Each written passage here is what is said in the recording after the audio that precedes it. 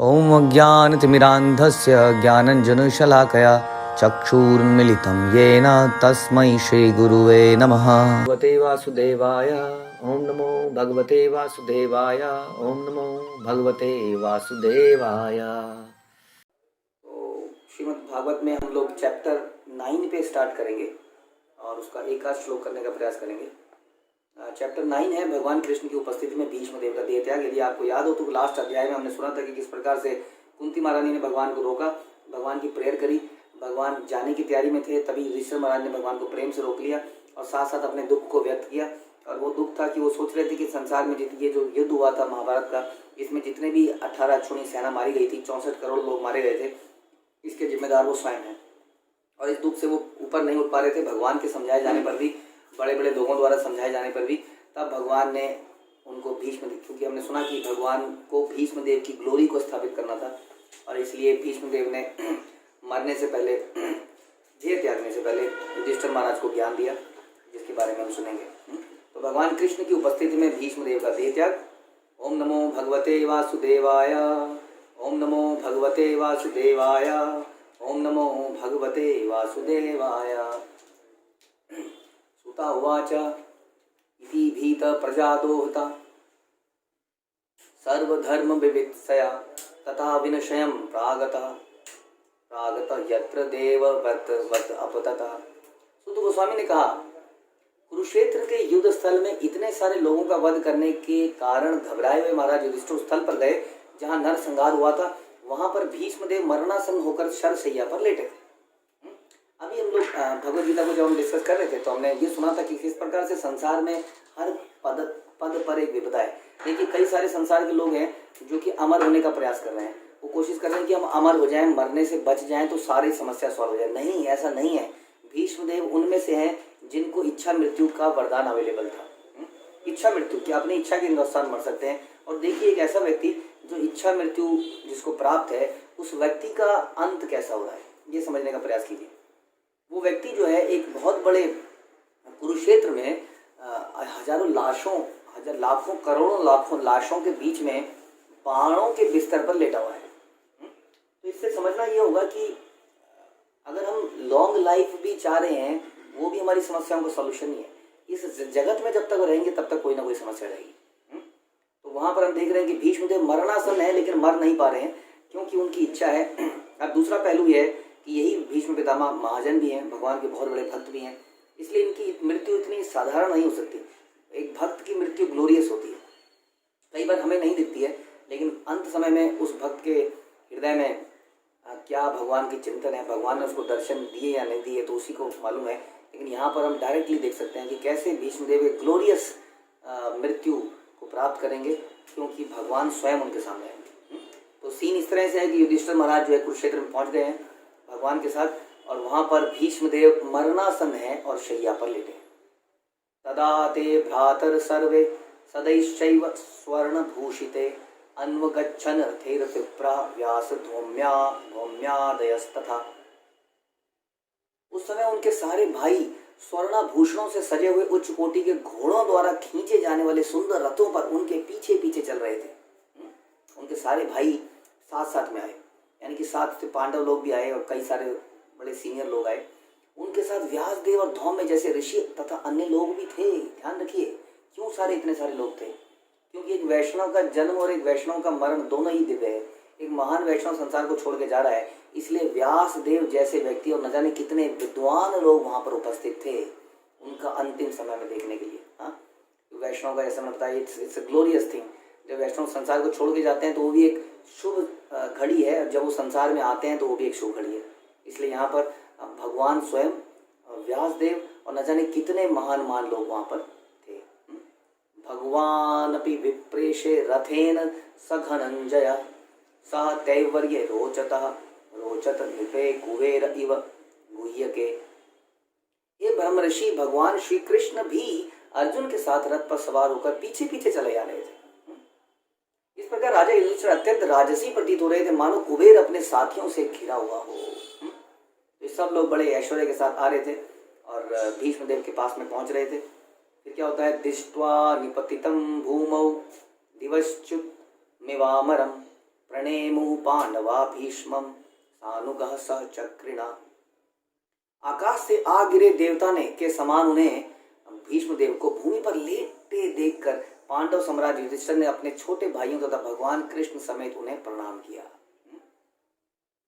तो ये उन्होंने एटिकेट दिखाए किस प्रकार से किसने प्रणाम किया, ध्यान से सुनिए। युधिष्ठिर ने अपने छोटे भाइयों तथा भगवान कृष्ण समेत उन्हें प्रणाम किया, यानी कि भगवान कृष्ण ने भी प्रणाम किया। तो यही है, इसलिए कई बार आप कंफ्यूज हो जाते हैं कि जब भगवान ने शिवलिंग की पूजा करी रामेश्वर में तो शिव जी बड़े हो गए या भगवान बड़े हो गए। इन ये छोटी छोटी घटनाओं से आप नहीं देख सकते, आपको शास्त्रों में देखना पड़ेगा किसको भगवान कहा गया है। स्वयं भगवान जो है यहाँ पर भीष्म देव जो कि उनके अनन्य भक्त हैं उनको प्रणाम करते हैं, एक एटिकेट दिखाने के लिए कि संसारी रूप से भीष्म देव बड़े सीनियर व्यक्ति हैं। तो भगवान ने 5 पांडवों ने कुरुक्षेत्र में उस जगह पर आए जहाँ पर भीष्म देव शैया पर लेटे थे बाणों की, और सब ने उन्हें प्रणाम किया। हम कुछ दिन पहले सुन रहे थे चैतन्य चरितामृत रामानंद राय की चर्चा, उसमें सुन रहे थे कि सबसे बड़ा यश क्या है। तो एक भक्त के रूप में जाना ही सबसे बड़ा यश है, जाना। देखिए इन व्यक्ति की भीष्म पितामह की इस प्रकार की मृत्यु इनको इतना यश प्रदान कर रही है कि आज तक भीष्मदेव की मृत्यु के बारे में लोग जानते हैं, डिस्कस करते हैं और बड़े सुंदर सुंदर गीत भी बनाते हैं इनकी मृत्यु के ऊपर। तो इस तरह की ग्लोरियस मृत्यु हो रही है। तत्र बहर्यशः सर्वे देवर्षश्च सत्तम राजर्षश्च तथा तत्रासन दुष्टम भरत पुंगवम। राजा भरत के वंशजों में प्रधान भीष्म को देखने के लिए ब्रह्मांड के सारे सतोगुणी महापुरुष तथा देवर्षि ब्रह्मर्षि राजर्षि वहां पर एकत्रित हुए। सुना आपने? भारत के वंशजों में प्रधान को देखने के लिए ब्रह्मांड के सारे महान व्यक्ति, सारे महापुरुष, देवर्षि ब्रह्मर्षि राजर्षि वहां पर एकत्रित हो गए। तो ये बड़ी, जैसे हम पहले ही बता रहे थे, ये सीखने की अवस्था है कैसे प्राण त्यागा जाए। ये भी संसार में लोग कैसे जिया जाए तो सीखते हैं, लेकिन भगवत गीता एक ऐसा ग्रंथ है जो कैसे, या भागवतम एक ऐसा ग्रंथ है जो ये सिखाती है कैसे जिया जाए और कैसे मरा, इवन कैसे पैदा हो जाए। जैसे हम सुनते हैं कि कपिल महाराज बताते हैं अपनी माँ को कि पैदा होते हुए क्या प्रेयर करनी चाहिए, क्या प्रेयर एक बच्चा करता है। तो पैदा कैसे हुआ जाए, जिया कैसे जाए, मरा कैसे जाए। तो मरा कैसे जाए इसको जानने के लिए ये प्रसंग हम सुन सकते हैं कि कैसे हमारी मृत्यु होनी चाहिए। पर्वतो नारदो धौम्यो भगवान बादरायण बृहस्रवो भारद्वाज शशिष्यो रेणुकासुता वशिष्ठ इंद्र प्रमद श्रियो स्त्रितौ गृत्समदो असितः कक्षीवान गौतमा अत्रिश्च कौशिको अथ सुदर्शना। ये सबके नाम लिए जा रहे हैं कि कौन कौन लोग वहां पर उपस्थित थे। तो ये कोई काल्पनिक घटना नहीं है। इन घटना, इस ग्रंथ को आप पढ़ेंगे तो इतनी डिटेलिंग हर चीज़ की मिलेगी, आपको समझ में आएगा। कोई काल्पनिक चीज़ नहीं है, कोई मनोघड़ंत चीज़ नहीं है कि ऐसी बना दी गई हो। हाँ, कुरुक्षेत्र आज भी उपस्थित है, हम जानते ही हैं। और इन सारे महान ऋषियों की नाम हमने कई जगह सुने हैं। जैसे पर्वत मुनि वहाँ पर थे, नारद मुनि थे, धौम्य थे, ईश्वर के अवतार व्यास थे, बृहस्रव थे, भरद्वाज थे, परशुराम थे, उनके शिष्य भी थे, वशिष्ठ, इंद्र, प्रमद, कृत, गृत्समद, असित, कक्षीवान, गौतम, अत्रि, कौशिक तथा सुदर्शन जैसे सारे ऋषि वहां पर उपस्थित थे। और सारे ऋषि देखने आए थे कि कैसे भीष्म पितामह इस प्राण को त्यागते हैं भगवान की चेतना में। इस प्रकार से ये सारे ऋषि जब वहां पे आ गए तो वहां का माहौल पूरा भक्तिमय वैसे ही हो गया। तो हमें भी कोशिश करनी चाहिए कि जब कोई भक्त प्राण त्यागे तो सब लोग किसी तरह से अपने काम वाम छोड़ के आ जाएं। हमारे जीवन में बहुत सारे काम हो सकते हैं, लेकिन अगर कोई संसार को छोड़ के जा रहा है, this is the most urgent thing. हमें सारे काम छोड़ के उस जगह पे पहुंच जाना चाहिए और वहां पे कीर्तन इत्यादि करना चाहिए, ताकि वो व्यक्ति उस चेतना में आ जाए प्राणों को त्यागने की, और प्राणों को त्यागते हुए भगवान का चिंतन कर सके। बाद में आके कहीं पर हाजिरी लगा देना, उसका कोई फायदा नहीं है। यदि आना है तो मृत्यु के समय वहाँ पर आइए और वहाँ पर भगवान का कीर्तन कीजिए। कई लोग कहते हैं कि क्या तुम ढोल बजा रहे हो, क्या मंजीरे बजा रहे हो, कोई मर रहा है, लेकिन वो जानते नहीं है कि कीर्तन की महिमा क्या है। ये मरण पे भी करा जा सकता है, ये जन्म पे भी करा जा सकता है। अन्ये चा मुनयो ब्रह्मन ब्रह्मरात दयो अमला शिष्य रूपेता आजगमु कश्यप पांगी रसादया।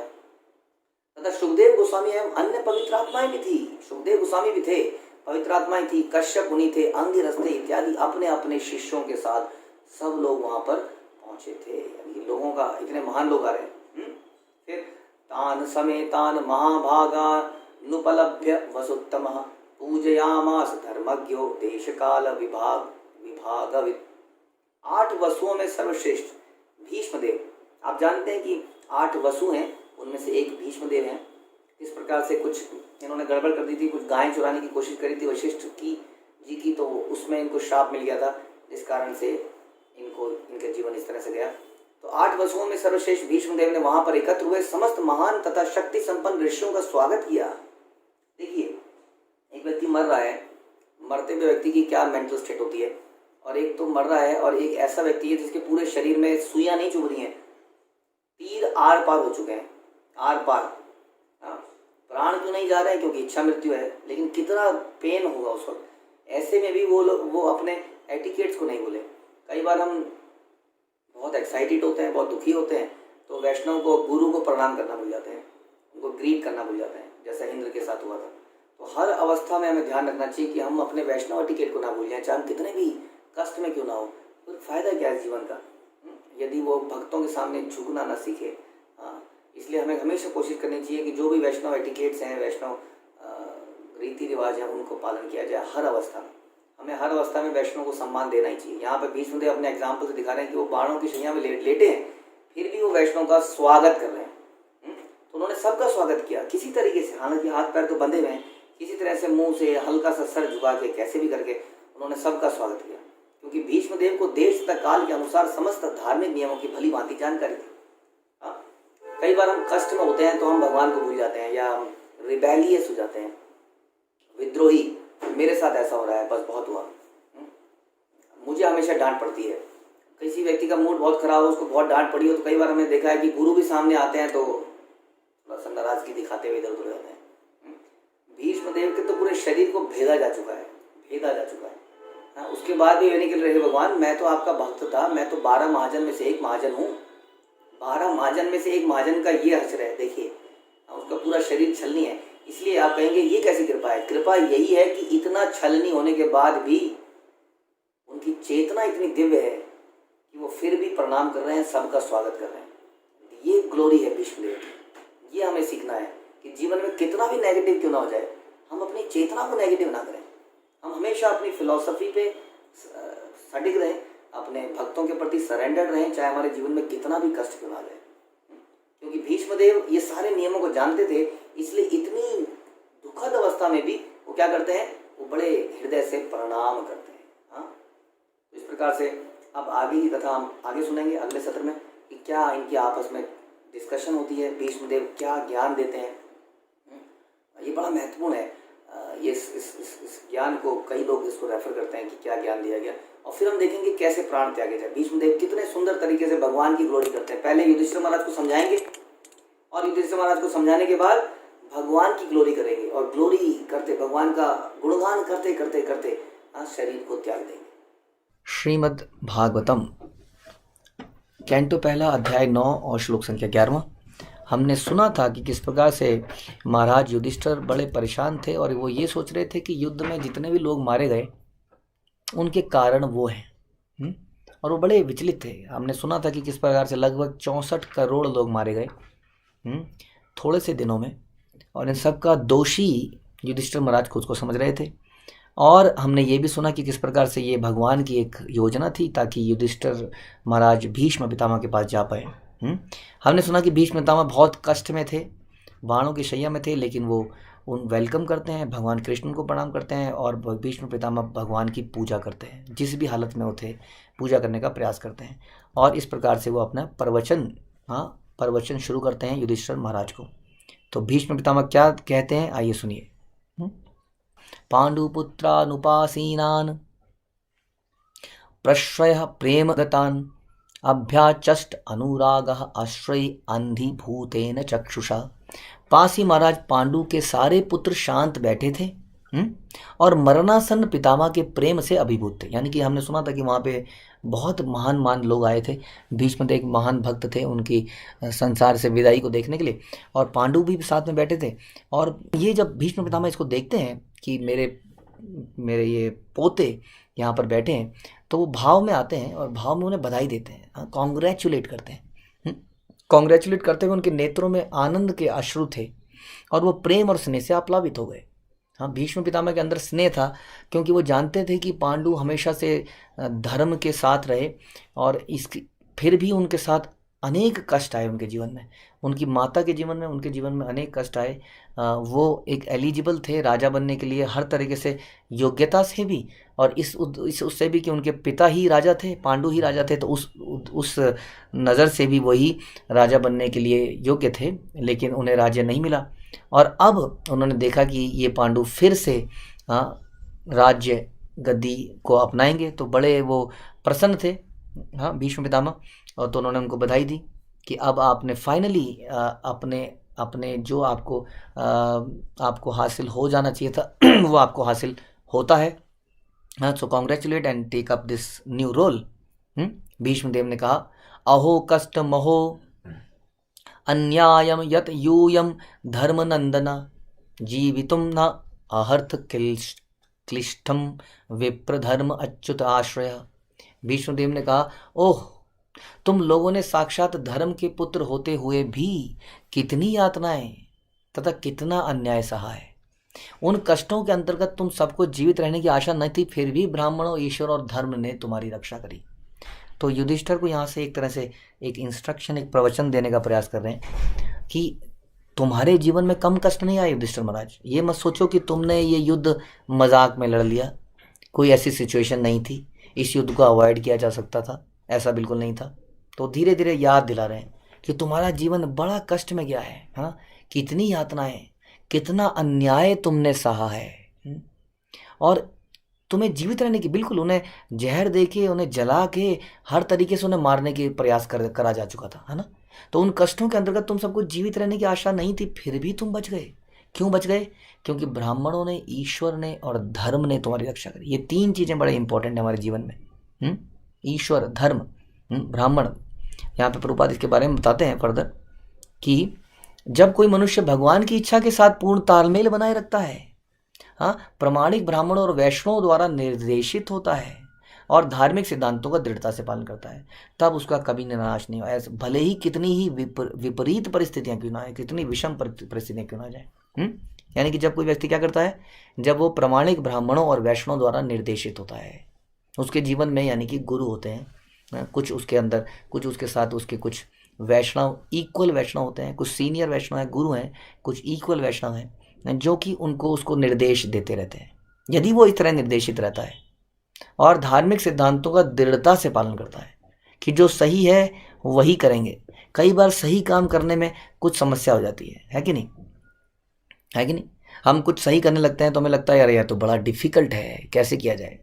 हाँ, तो ध्यान रखिए, शॉर्टकट नहीं माननी चाहिए हमें। हाँ, हमें हमेशा ध्यान रखिए जो सही है वही कार्य करना है, चाहे उसमें कितना ही लॉन्ग कट क्यों ना हो, क्योंकि वो सोच के समझ के बनाया गया है।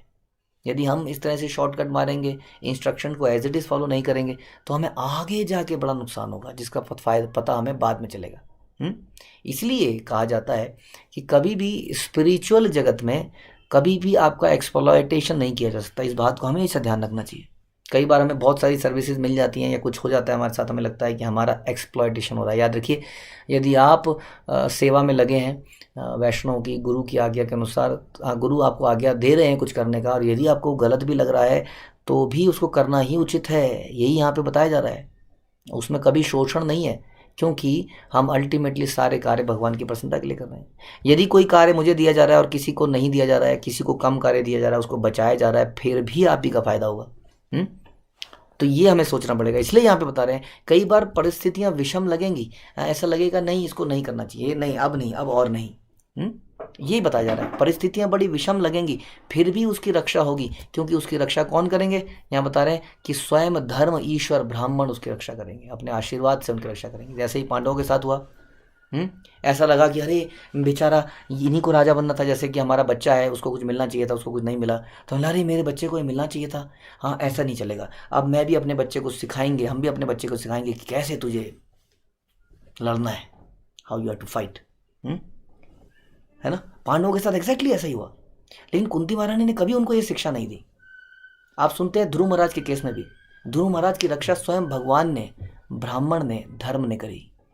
ऐसा व्यक्ति जिसके साथ इतना बड़ा अन्याय हो जाए। सोचिए हमारे बच्चे के साथ ऐसा अन्याय हो कि मेरा बच्चा है, मेरे पिता की गोद में बैठना चाह रहा है और पिताजी उसको गोद से लात मार के नीचे भगा दे रहे हैं। Get out. Why? Because of सौतेली माँ। तो हमारा तो दिल बैठ जाएगा, बल्कि हम अपने बच्चे को न जाने क्या क्या सिखा देंगे। ये तो उल्टा है, हाँ इसकी बात नहीं सुन, इसका तो कुछ हम कर देंगे, ये तो सौतेली माँ है।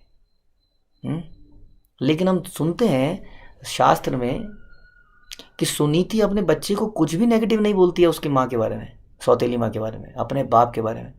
वो कहती है कि जाइए आप ध्रुव महाराज भगवान की शरण लीजिए, यदि आपको कुछ इच्छा है तो भगवान की शरण लीजिए, गो देयर, एंड जो भी ज़रूरी होगा वो। अपने बच्चे को जंगल में भेज देती है। जरा से बच्चे को, 5 साल के बच्चे को कोई जंगल में भेजता है, क्या होगा उसका? उसको शेर खा सकता है, सांप काट सकता है, बिच्छू काट सकते हैं। खाना कौन देगा उसको? कौन बनाएगा उसके लिए? कभी सोचा है? ये एग्जाम्पल शास्त्र में यदि हम फॉलो नहीं करेंगे तो हम कभी प्रसन्न नहीं रह पाएंगे। इतनी विषम, इतनी नेगेटिव सिचुएशन के अंदर भी सुनीति जो है ध्रुव महाराज को धर्म के बारे में बताती है कि सही क्या है, तुम्हें हमेशा सही करना है, whatever is right you have to do that, चाहे उसमें शॉर्ट टर्म में कितना ही नुकसान क्यों ना लग रहा हो। उसी तरह से कुंती महारानी पांडवों को कभी गलत करने को नहीं बोलती है। हाँ, उनको जहर दिया गया, उनको जला दिया गया, तब तो कोई बोल सकता है ना तेरे चाचा ताऊ ये सब दुष्ट हैं, तो तेरे को मैं गोली चलाना सिखाती हूँ, तेरे को मैं कुछ और सिखाती हूँ, तू ऐसा कर, तू वैसा कर, तू ये कर, हाँ तू विद्रोह कर। लेकिन वो कुछ नहीं सिखाती हैं, वो केवल धर्म ही सिखाती हैं। पूरे जीवन वो धर्म करते रहते हैं, पिटते रहते हैं, धर्म करते रहते हैं, पिटते रहते हैं। हम सोचते हैं हमारा बेटा भी ऐसा बन जाएगा, हमारा बच्ची भी ऐसी बन जाएगी, वो धर्म करेगा और पिटेगा, धर्म करेगा और पिटेगा, सब उसको पीटेंगे। वास्तव में पांडवों की रक्षा स्वयं भगवान ने करी, ध्रुव महाराज की रक्षा स्वयं भगवान ने करी। तो क्या शास्त्र गलत हैं? क्या हमारी हमारी हमारी कई बार लोग कहते हैं हमें इतना हम्बल बन जाएंगे तो प्रभु जी सब नोच के खा जाएंगे। तो क्या इसका मतलब शास्त्र गलत है? यदि हमें भगवान का प्रिय बनना है तो ऐसा ही बनना पड़ेगा, पांडवों जैसा बनना पड़ेगा, जो सारे नेगेटिव चीज़ को लेते गए, लेते गए, लेते गए, लेते गए। ध्रुव महाराज भी लेते गए और भगवान की तपस्या करी, धर्म का पालन किया। इसलिए कितनी भी विषम परिस्थितियां क्यों ना हो, हमें धर्म का पालन अवश्य करना चाहिए। बिल्कुल नहीं सोचना चाहिए कि अब हमारा क्या होगा।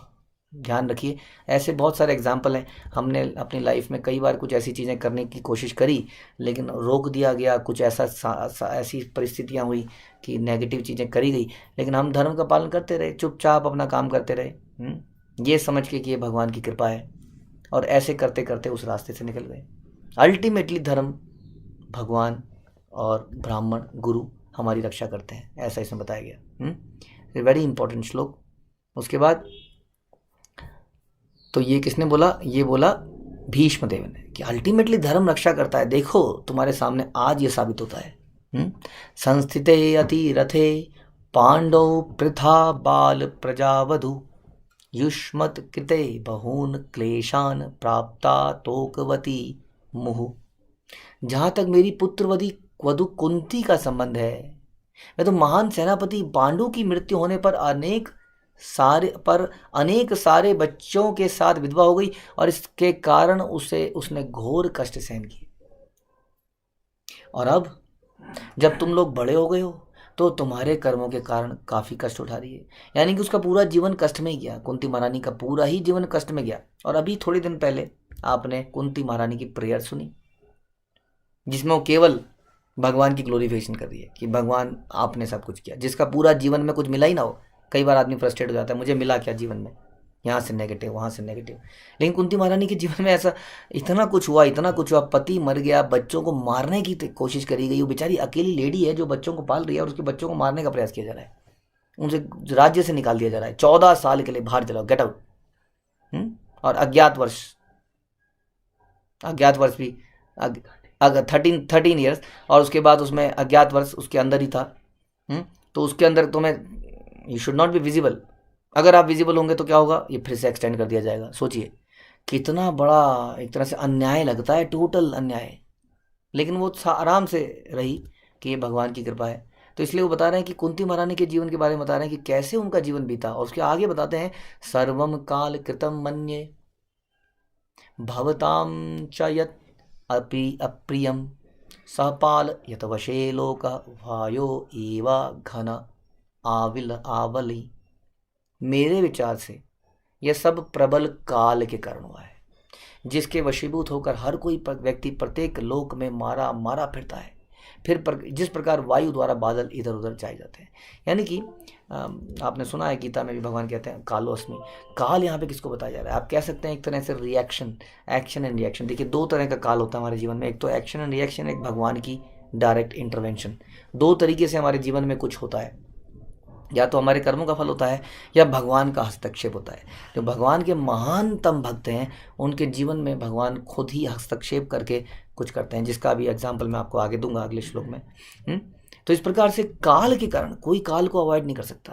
हाँ, जैसे कहते हैं ना कि क्या कहते हैं उसको, बोए पेड़ बबूल का तो आम कहाँ से होए।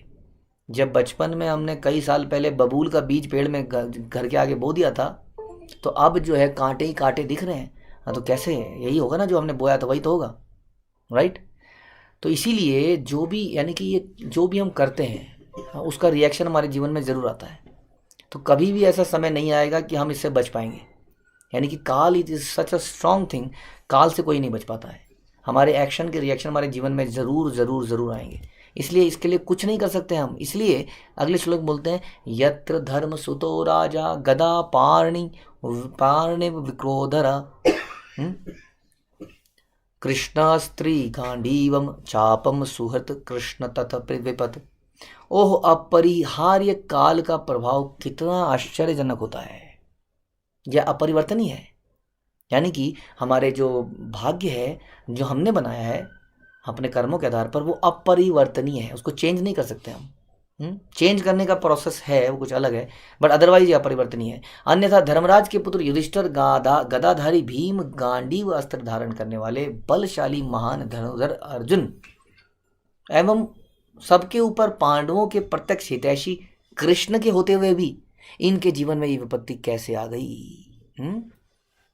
इतने बड़े योद्धा जिनका सपोर्टर इज ऑलवेज कृष्ण, फिर भी जीवन में इतनी विपदाएं। तो यहाँ पे दूसरा वाला आता है, पहला तो हमारे कर्मों के फल, दूसरा भगवान का डायरेक्ट इंटरवेंशन। कई बार भगवान ही भक्तों को कष्ट देते हैं। क्यों देते हैं ये अभी हम सुनेंगे। तो कैसे कृष्ण के होते हुए भी इतने कष्ट आ गए उनके जीवन में? नहीं अस्य कर ही चित राजन पुमान वेद विधित्सितम यत विजिज्ञासया युक्ता मुह्यंति कवया अपीहि। हे राजन, भगवान कृष्ण की योजना को कोई नहीं जान सकता। यद्यपि बड़े बड़े चिंतक उनके विषय में जिज्ञासा करते हैं, लेकिन वे मोहित हो जाते हैं। भीष्मदेव प्रभुपाद कह रहे हैं भगवान के महान भक्त थे, लेकिन फिर भी उन्होंने पांडवों के विरुद्ध उन्होंने युद्ध करा, क्योंकि भगवान ये दिखलाना चाहते थे कि गलत पक्ष की ओर लड़ने से भीष्म जैसा योद्धा भी जीत नहीं सकता। भगवान साबित कर दिया, भगवान ने, कितना भी बड़ा योद्धा हो जीत नहीं सकता है। तो अभी इसको सुनिए ध्यान से, अगर इस श्लोक में क्लियर होगा कि ये सब क्यों हो रहा है। तस्मादिदम देवतंत्रम व्यवस्य भरत ऋषभ तस्य अनुविहित अनाथा नाथ पाही प्रजा प्रभु। अतएव हे भरत वंश में श्रेष्ठ युधिष्ठिर, मैं मानता हूं कि यह सब भगवान की योजना है के अंतर्गत है। तुम भगवान की अचिंत्य योजना को स्वीकार करो और उसका पालन करो। अब तुम नियुक्त किए गए हो, शासनाध्यक्ष हो, अब तुम राजा बन गए हो। अतएव हे महाराज, आपको अब उन लोगों की देखभाल करनी चाहिए जो असहाय हो गए। प्रभुपाद पहली लाइन में क्या लिखते हैं सुनिए। एक कहावत है कि गृह की स्वामिनी अपनी पुत्री को शिक्षा देते हुए पुत्र वधु को सिखाती है। इसी प्रकार भगवान भी अपने भक्त को शिक्षा देकर सारे संसार को शिक्षा देते हैं। यानी कि कई बार ऐसा तो होता है, आजकल तो पता नहीं कैसा होता है कि घर में माना आपकी बेटी है और बहू भी है। अब बहू कुछ काम गलत कर रही है तो कैसे उसको डांटें, कैसे सिखाएं? तो उसी चीज़ के लिए अपनी पुत्री को डांट दिया पकड़ के। क्योंकि पुत्री तो अपनी पुत्री है ना, वो कभी भी अपनी माँ से अटैचमेंट खत्म नहीं करेगी। लेकिन बहू को डांट दिया तो तुरंत अटैचमेंट खत्म कर देगी, डांट देती है, बुढ़िया कहेंगी, कुछ हो जाएगा। और लेकिन अपने बच्चे को जब डांटेगा तो बुरा नहीं मानेगा वो। तो पुत्र वधु को सिखाना है तो कैसे सिखाया जाए? अपने बच्चे को ही डांट के सिखा दिया। उसी तरह से भगवान क्या करते हैं, संसार के लोगों के साथ जरा सा भी कष्ट दे देते हैं तो क्या कहते हैं, ये भगवान ने मेरे साथ क्या किया, क्या मिला मुझे। जीवन में जो भी मिला वो सबको भूल जाता है वो। जरा सा जीवन में कुछ कर जाता है, भगवान ने मेरे साथ क्या कर दिया। तो इसलिए भगवान अपने भक्तों के साथ सिखाते हैं, जैसा हम बता रहे थे कि भगवान के भक्तों के जीवन में भी कष्ट आते हैं, लेकिन भगवान के भक्त उनको बड़ा पॉजिटिव लेते हैं। हाँ, जैसे कि भीष्म पितामह बता रहे हैं यहाँ पर कि मैं मानता हूँ कि सब भगवान की योजना है, हे भरत श्रेष्ठ युधिष्ठिर, तुम इसको भगवान की अचिंत्य योजना मानो। Nobody can know what Krishna wants. इसलिए जो भी हमारे जीवन में हो रहा है उसको उसको बदलने का प्रयास मत कीजिए इतना ज़्यादा। हाँ, उसमें कोशिश कीजिए कैसे उसको भगवान की कृपा मान के ले लिया जाए और पॉजिटिवली भगवान और गुरु की सेवा में लगे रहा जाए। क्यों? क्योंकि हमारी रक्षा ईश्वर करेंगे, धर्म करेंगे और गुरु करेंगे। इसलिए करते रहो। कह रहे हैं कि तुम इसको भगवान की अचिंत्य योजना मान लो और उसका पालन करो। तुम ये सोचते हुए अब तुम शासन करो, यानी कि तुम भगवान के बहुत प्रिय भक्त हो पांडवों। तुम्हारे ऊपर जितने भी कष्ट आ रहे हैं वो इसलिए आ रहे हैं ताकि समाज में ये दिखाया जा सके कि देखिए भगवान के भक्त ऐसे होते हैं। कई बार लोग बहुत क्लोज आना चाहते हैं हर चीज़ के, मुझे ये क्यों नहीं मिला, मुझे ये क्यों नहीं मिला। और जब वो क्लोज आने लगता है तब उसको पता लगता है कि ये जो गुलाब का फूल है इसके साथ कुछ कांटे भी हैं कुछ कष्ट भी हैं। ये प्राप्ति होगी तो साथ में ये भी होगा, है ना। तो ऐसा धीरे धीरे उसको महसूस होता है, तब उसको पता चलता है कितना बलिदान था। मैं तो दूर से सोचता था मेरे साथ तो नहीं हो रहा है, लेकिन मैं क्या इतना कुछ कर रहा था। तो यानी कि भगवान के भक्तों के माध्यम से भगवान सिखाते हैं, देखिए मेरे भक्त इतना कष्ट लेते हैं मेरे लिए, इसीलिए वो मेरे लिए इतना इतना इतना प्रिय हैं। इसलिए मैं कहता हूँ मैं अपने भक्तों द्वारा बांधा जा सकता हूँ। क्यों? नॉट बिकॉज कि वो मेरे साथ रास नृत्य करती हैं, because we just see that angle कि कितना बढ़िया है भगवान के साथ गोप क्या है, खेलने जा, चलो कृष्णा आज अघासुर को मारेंगे कृष्णा, एज इफ इट्स कोई गुड्डे गुड़ियों का खेल हो रहा है। हमें सिर्फ वो चीज़ें दिखती हैं, कितने मज़े थे गोप के, कितने मज़े थे गोपियों के। हमें उनके पीछे का उनका चरित्र, उनका बलिदान, उनका त्याग, उनका एकमात्र कृष्ण का सर्वेंट बनने की उनकी इच्छा, अपने आप को नेगलेक्ट कर देना, अपने आप को टोटली इग्नोर कर देना, कृष्ण की प्रसन्नता के लिए जीना मरना, ये हमें नहीं दिखता है। तो ये पांडवों के एग्जाम्पल से भगवान यहाँ पे दिखा रहे हैं कि कुछ भी होने पर इन्होंने भगवान को नहीं छोड़ा, इतने कष्ट होने पर भी भगवान नहीं छोड़ा। इसलिए बता रहे हैं कि अब तुम्हें क्या करना चाहिए, तुम्हें मानिए कि जो भी ये युद्ध हुआ तुम्हारे कारण नहीं हुआ युधिष्ठिर महाराज, इसमें बहुत बड़ी योजना थी, बहुत सारे लोग इन्वॉल्व थे, तुम कभी नहीं चाहते थे कि युद्ध किया जाए। हाँ, अब इसको भगवान की योजना मानो, क्योंकि भगवान ने गीता में अर्जुन को आदेश दिया कि किस तरह से तुम इस युद्ध को लड़ो। तो ये सारी योजना भगवान की है। अब तुम्हें क्या करना चाहिए, तुम यहाँ के राजा बन गए हो और ये प्रजा बड़ी दिनों से परेशान है क्योंकि धर्म का ह्रास हो चुका है, भक्ति कोई नहीं कर रहा है। तो राजा बनो और धर्म की स्थापना करो, ऐसा राज्य बनाओ जहाँ पे हर कोई धर्म करने में स्वतंत्रता फील करे। इसलिए भक्त का धर्म है कि वह भगवान द्वारा प्रदत्त विपत्तियों को आशीर्वाद मान के सहन कर ले। क्या है? विपत्तियों को आशीर्वाद माने। कितनी बड़ी बात है कि हम अपने जीवन में विपत्तियों को आशीर्वाद माने। भीष्मदेव ने पांडवों को सलाह दी कि वे बिना हिचक शासन का भार स्वीकार कर लें। हाँ, इस प्रकार से उनको बोलते हैं बिना हिचक शासन का भार स्वीकार करें। और ये जो कृष्ण है ये कौन है तुम जानते हो? एषा वे भगवान साक्षात दाद्यो नारायणापुमान मोहयन मायया लोकम गूढ़श्चरितम गूढ़श्रति वृष्णिषु। ये कृष्ण अकल्पनीय आदि भगवान है। देखिए कितनी बड़ी बात बोल रहे हैं, सच ए नॉलेजेबल पर्सन जो कि डेथ बेड पे है। क्या बोलते हैं, जो कृष्ण है ये अकल्पनीय आदि भगवान है, यहाँ पर खड़े हैं चुपचाप से और मेरे से प्रवचन दिला रहे हैं ये स्वयं आदि भगवान यहाँ पे तुम्हारे पड़ोस में खड़े हैं। ये प्रथम नारायण है, परम भोक्ता है, लेकिन ये राजा वृष्णि के वंशजों में हमारी तरह विचरण कर रहे हैं और हमें स्वसृजित शक्ति के द्वारा मोहग्रस्त कर रहे हैं। ऐसा लगता है, कैसा लगता है? ऐसा लगता है कि ये भगवान नहीं है, एक साधारण से व्यक्ति हैं, लेकिन ये साधारण व्यक्ति नहीं है। ये आदि पुरुष हैं, परम भोक्ता है, नारायण है, ये सब कुछ हैं। ये यहाँ पर खड़े हैं, इनके रहते इनकी जो शरणागति कर रहा है उसका कभी बुरा नहीं हो सकता। ऐसा लगता है संसार को कि मर गया भक्त, मर गया, भक्त के जीवन में कष्ट आ गया, एक्सीडेंट से मर गया, ऐसा हो गया। भगवान प्रॉमिस करते हैं कि मेरे भक्त का कभी नाश नहीं होता। इसलिए जो यहाँ तुम्हारे सामने खड़े हैं वो स्वयं साक्षात श्री कृष्ण है। बोलते हैं भीष्म पितामह श्लोक संख्या 18 में कि ये कृष्ण अकल्पनीय आदि भगवान है, ये प्रथम नारायण है। नारायण आप जानते हैं कि असंख्य नारायण है, वैकुंठ लोग असंख्य। ये बात कई लोगों को मालूम ही नहीं है। कई लोग कहते हैं कि विष्णु जो है भगवान है, कृष्ण उनका अवतार है। आप सभी जानते हैं कि सारे धर्मों में, चाहे सिख हो, चाहे मुस्लिम हो, चाहे ईसाई हो, हिंदू हो, सब ये एक बात तो मानते हैं कि God is one. We know by him by different names, God is one only, so Krishna is one, but Narayan असंख्य है, असंख्य ब्रह्मांड है। उनको चलाने के लिए गर्भोदक्षाई विष्णु, क्षीरोदक्षाई विष्णु, कारणोदक्षाई विष्णु, असंख्य ब्रह्मांड है, असंख्य नारायण है। लेकिन इन सब के सोर्स प्रथम नारायण स्वयं कृष्ण है, ऐसा बोलते हैं कौन? भीष्म पितामह।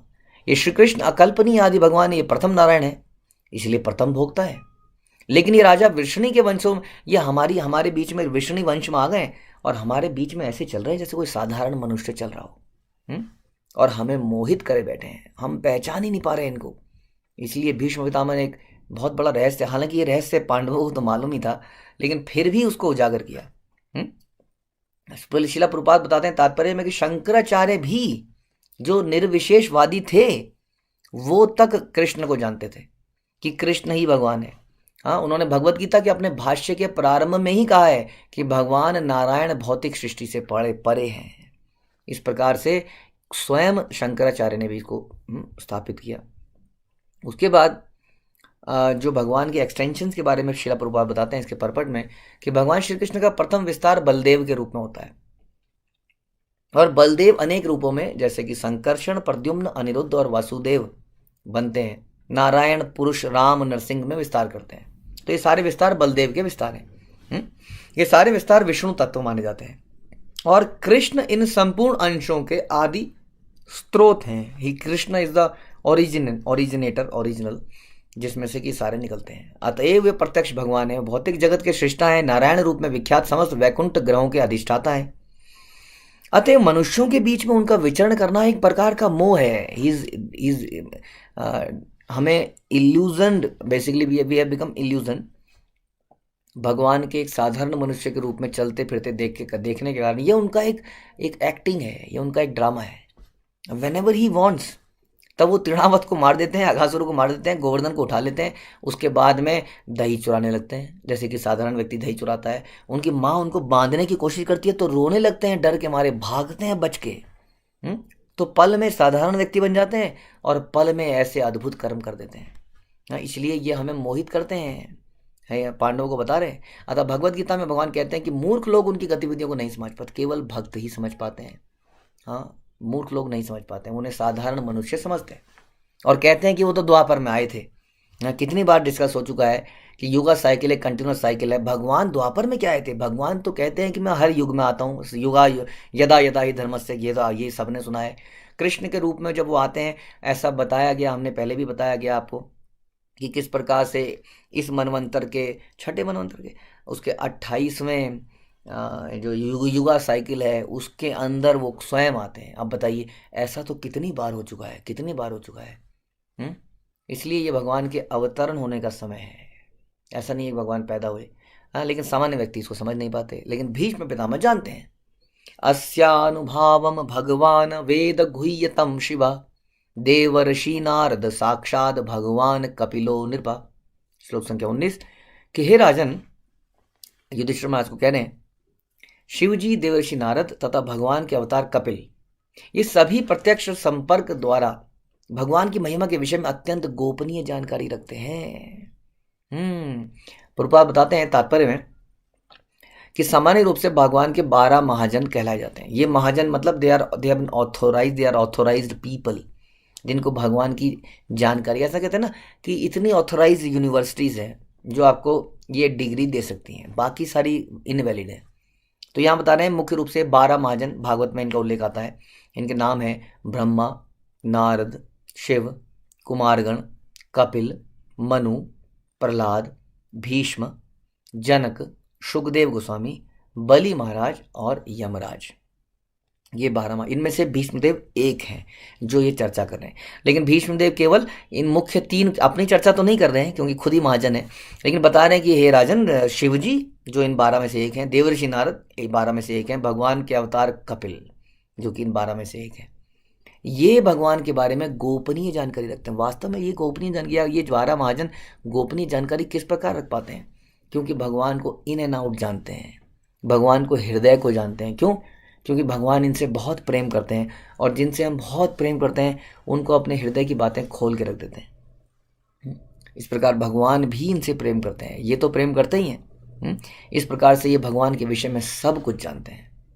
हाँ, तो बता रहे हैं कि इसलिए जो भी ये बता रहे हैं वो सच है। और नारद मुनि ने और इन सब लोगों ने एक ही मत से ये बोला कि कृष्ण आदि भगवान है। तो जो कृष्ण वृषणी वंश में तुम्हारे सामने तुम्हारे रिश्तेदार की तरह खड़े हैं, इनको साधारण व्यक्ति मत समझो। हे युधिष्ठिर, यदि ये युद्ध हुआ है तो इन्हीं की प्रसन्नता से हुआ है, तुम इसमें बिल्कुल भी दोषी नहीं हो। तुम्हें करना क्या है? तुम्हें राज्य चलाना है। कैसे? कृष्ण भावनामृत में, यानी कि पूरी प्रजा को आप कृष्ण भावनामृत बनाइए और राज्य चलाइए। श्लोक संख्या 20, यम मन्यसे मातुलेयम प्रियम मित्रम सुहृत्तमम अकरो सचिवम दूतम सौहृदाधत सारथिम। हे राजन, तुमने अज्ञानवश ही जिस व्यक्ति को अपना ममेरा भाई, अपना अत्यंत प्रिय मित्र, सुशैब, शुभैषी, मंत्री, दूत इत्यादि, उपकारी इत्यादि माना है, वे भगवान स्वयं भगवान श्री कृष्ण है। हाँ, हे राजन युधिष्ठिर महाराज, तुम जानते हो, तुम इनको कभी बोल देते हो हे कृष्ण जाइए जरा दुर्योधन के पास जाइए, शांति प्रस्ताव लेके, जरा दूत बन के जाइए। संसार के जो कंट्रोलर हैं, क्रिएटर हैं, डिस्ट्रॉयर हैं, मेंटेनर हैं, वो एक दूत बन के जा रहे हैं अर्जुन के पास। क्या बोल रहे हैं? थोड़ा सा कुछ गांव दे दीजिए पांडवों को, कुछ समझौता कर लेते हैं मिल बैठ के। और वो कह रहा है पकड़ो इस बहरूपियों को। वो कृष्ण को पकड़ने के लिए भाग रहा है। सोचिए, ऐसी स्थिति में भगवान अपने आप को रख रहे हैं। हाँ, और आगे जाके हम देखेंगे कैसे राजसूय यज्ञ में भगवान चप्पलों को संभालने का काम करेंगे। सोचिए, कृष्णा, आप सब लोग एक बार आंख बंद करके सोचिए कि हम लोग बहुत सीनियर हो जाते हैं। अगर किसी फेस्टिवल में आपको चप्पल रखने की सेवा दे दी है तो आप क्या कहेंगे? अरे प्रभु जी, सारी मैनेजमेंट गिर जाएगी। वो मैनेजमेंट कैसे होगा? प्रसादम कैसे बनेगा? वीडियोग्राफी कैसे होगी? फोटोग्राफी कैसे होगी? वहाँ पर वो प्ले कैसे होगा? वो गीत कैसे गाए? पता नहीं क्या क्या, ये कैसे होगा, वो कैसे होगा। यहाँ पे स्वयं भगवान थे जिन्होंने की चप्पल संभालने का काम किया। तो कह रहे हैं जिनसे तुम कभी चप्पलें संभलवाते हो, कभी दूत बना देते हो, कभी मंत्री बना देते हो, कभी सारथी बना देते हो, ड्राइवर बना देते हो, वो स्वयं भगवान कृष्ण है। जानते हो तुम? अपनी अहेतु की कृपा के कारण भगवान ऐसे, भगवान को भक्त वत्सल कहा गया है। इतने साधारण है भगवान। हाँ, उनको कोई भी ऑपुलेंस नहीं चाहिए। जो भगवान का आदि स्वरूप है, कृष्ण स्वरूप है, यही भगवान की विशेषता है। देखिए, कृष्ण की यही विशेषता है। कृष्ण और नारायण में यही अंतर है।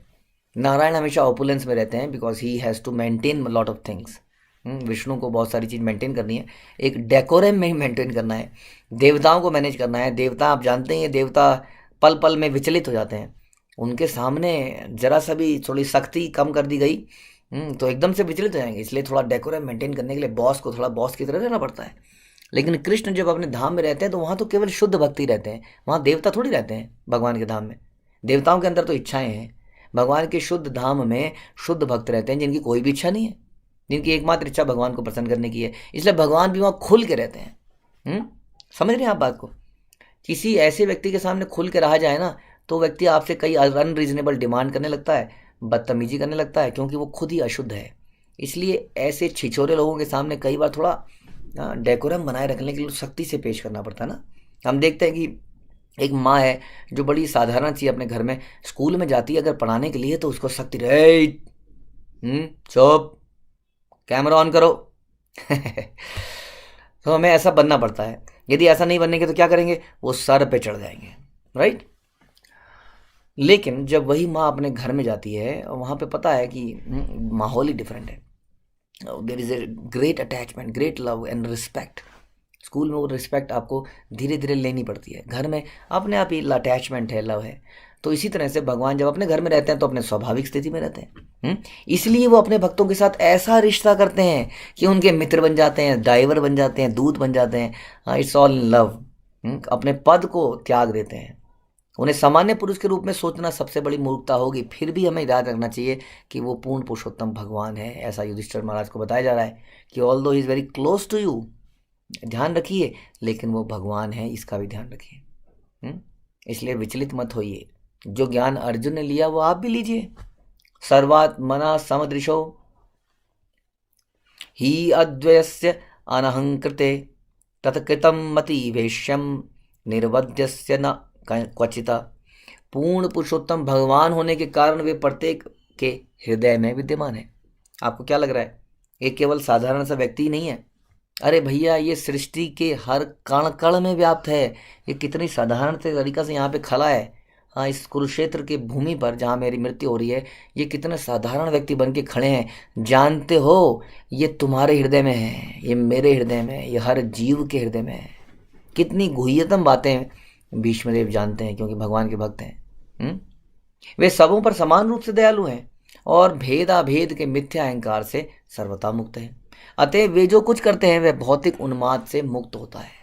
वे समदर्शी हैं, यानी कि भगवान के कार्य में कभी कोई गलती नहीं हो सकती। Is all perfect, is all knowledgeable, is all omnipresent, omniscient, सब कुछ जानते हैं, हर जगह प्रेजेंट रहते हैं, सबसे पावरफुल हैं। जो वो करते हैं वो परफेक्ट है, उसमें कोई त्रुटि है ही नहीं। इसलिए प्रभुपाद अक्सर बोलते हैं कि धर्मो तो साक्षात भगवत प्रणीता, कि जो भगवान बोल देते हैं वही धर्म है। इसमें एनालिटिकल कुछ एनालिसिस करना नहीं। अच्छा, इसको जरा एनालाइज कर लेते हैं, सही स्टेटमेंट बोलिए कि नहीं। जो वो बोलते हैं वही धर्म है। तो भीष्म पितामह बहुत अच्छी नॉलेज दे रहे हैं अर्जुन को और युधिष्ठिर को। तथापि एकांत भक्तेषु पश्य भूप अनुकंपितम यत में असून त्यजतः साक्षात कृष्ण दर्शनम मगतः। सबों पर समान रूप से दयालु होते हुए भी वे अब कृपा पूर्वक मेरे समक्ष आए हैं। देखिए कितनी इंपॉर्टेंट बात बोली जा रही है कि although he is equal to all but he favours his devotees. भगवान सबसे, ऑब्वियसली देखिए एक सरकार है, सरकार के नियम सबके लिए बराबर है कि नहीं है? सबके लिए सरकार के नियम बराबर हैं, लेकिन जो व्यक्ति सरकार के नियमों का पालन करता है सरकार उसको अवार्ड देती है। जो नियमों का पालन नहीं करता सरकार उसको जेल में दंड देती है। तो क्या सरकार पक्षपात कर रही है? नहीं। जो सरकार के नियमों का पालन कर रहा है उसको दंड नहीं कर रहा है उसको दंड मिल रहा है। क्या सरकार पक्षपात तो नहीं कर रही है ना? उसी तरह से भगवान सबको ऑक्सीजन, खाना पीना, हर चीज़ प्रोवाइड कर रहे हैं। उसके हृदय में फेफड़े चल रहे हैं, उसका हृदय धड़क रहा है, श्वास अंदर जा रही है, जबकि वो भगवान को नहीं मानता है, नास्तिक है फिर भी। लेकिन जब वो फेवर, अपना प्रेम किसको देगा व्यक्ति? अपना प्रेम तो उसी को देगा ना जो उससे प्रेम करता है, जो उसके लिए अपना सर्वस्व त्यागने के लिए तैयार है, उसी को तो प्रेम देगा। हम लोग कई बार प्रेम की डिमांड करते हैं, आप मुझसे प्रेम नहीं करते हैं, आप मेरी तरफ देखते नहीं हैं, आप मेरी बात नहीं सुनते हैं। हाँ, तो क्वेश्चन यही है, क्योंकि हम प्रेम नहीं दे पाते हैं इसलिए हम प्रेम नहीं ले पाते हैं। इसलिए भगवान सबके लिए बराबर हैं, लेकिन क्योंकि भक्त उनको सर्वोच्च अपना सब कुछ त्याग करने के लिए तैयार रहते हैं, इसलिए वो भी भक्तों के लिए सब कुछ करने के लिए तैयार रहते हैं। इसलिए आज मेरी मृत्यु होने पर वो मेरे समक्ष खड़े हैं। ये उनकी कितनी कृपा है। भीष्मदेव कह रहे हैं जब मैं मेरे जीवन का अंत कर रहा हूँ, क्योंकि मैं उनका अनन्य सेवक हूँ। देखिए कई लोग कहते हैं कि भीष्म पितामह कौन है क्या नहीं है।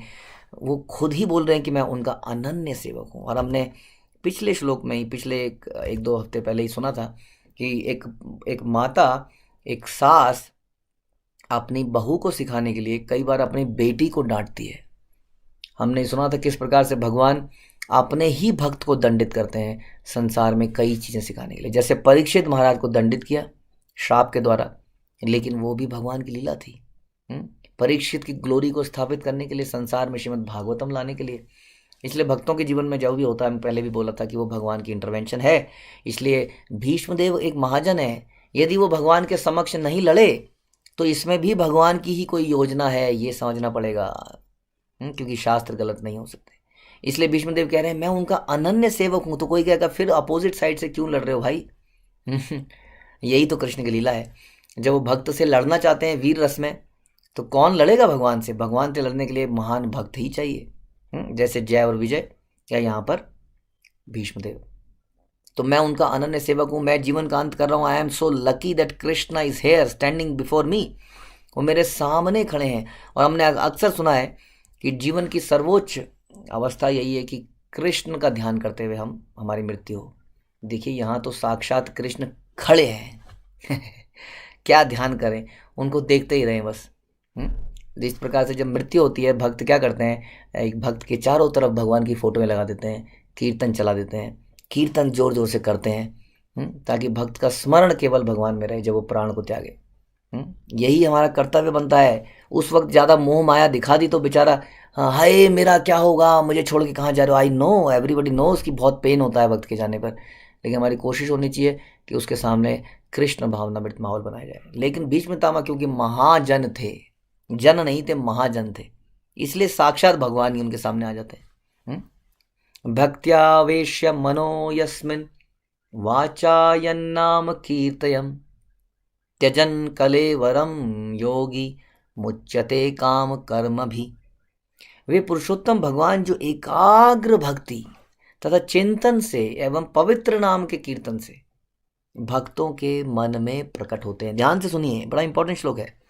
वे पुरुषोत्तम भगवान जो एकाग्र भक्ति के द्वारा, यानी कि सीरियस डिटर्मिनेशन के साथ भक्ति करी जाती है, तथा चिंतन से एवं पवित्र नाम के कीर्तन से भक्तों के मन में प्रकट होते हैं। जो नाम आज तो आप लोग रोज लेते हैं, हरे कृष्णा कृष्ण कृष्ण हरे हरे, हरे राम राम राम हरे हरे, इस नाम के कीर्तन से भगवान भक्तों के मन में प्रकट हो जाते हैं। इसलिए हमारी कोशिश होनी चाहिए कि अपने नाम श्रवण, नाम कीर्तन बढ़ाया जाए। धीरे धीरे हम लोग 1 माला 2 माला 16 माला पे आने का प्रयास करना चाहिए। वे उन भक्तों को उनके द्वारा भौतिक शरीर को छोड़ते समय सकाम कर्मों के बंधन से मुक्त कर देते हैं।